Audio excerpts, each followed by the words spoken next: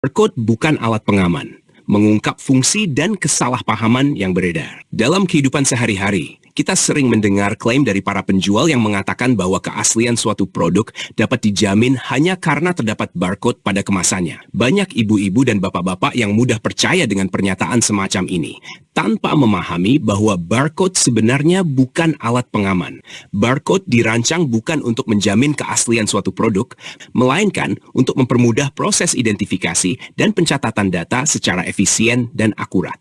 Fungsi sebenarnya barcode diciptakan oleh para ilmuwan sebagai solusi untuk mengurangi kesalahan dalam membaca informasi. Sebelum barcode ditemukan, perangkat pemindai harus membaca tulisan tangan atau teks dari komputer. Namun, karena variasi gaya tulisan atau jenis font yang begitu banyak, sering terjadi kesalahan dalam proses pembacaan. Barcode hadir sebagai sistem yang seragam, memungkinkan perangkat pemindai membaca informasi secara lebih cepat, akurat, dan konsisten. Contohnya, Pak Budi adalah produsen asli suatu produk. Ia menambahkan barcode pada produknya untuk menyimpan informasi seperti nomor seri atau identitas produknya. Barcode ini membantu proses pencatatan dan pelacakan produk di sistem logistik maupun di toko. Namun, fungsi barcode ini tidak berkaitan dengan kemampuan untuk mencegah pemalsuan.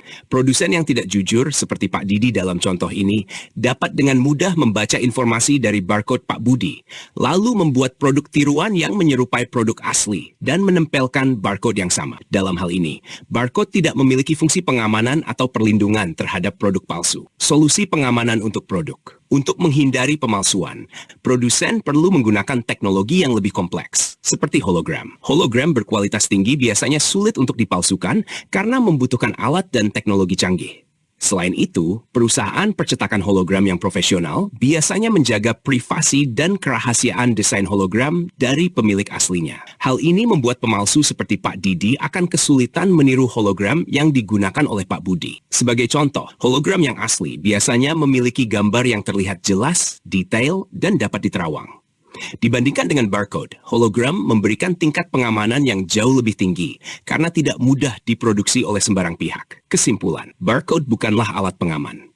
Barcode adalah alat untuk mempermudah proses pembacaan informasi, mengurangi kesalahan, dan meningkatkan efisiensi. Pemahaman yang keliru bahwa barcode menjamin keaslian produk sering dimanfaatkan oleh pihak-pihak tertentu untuk meyakinkan konsumen. Untuk melindungi produk dari pemalsuan, produsen harus menggunakan metode lain, seperti hologram berkualitas tinggi, yang memang dirancang untuk tujuan tersebut.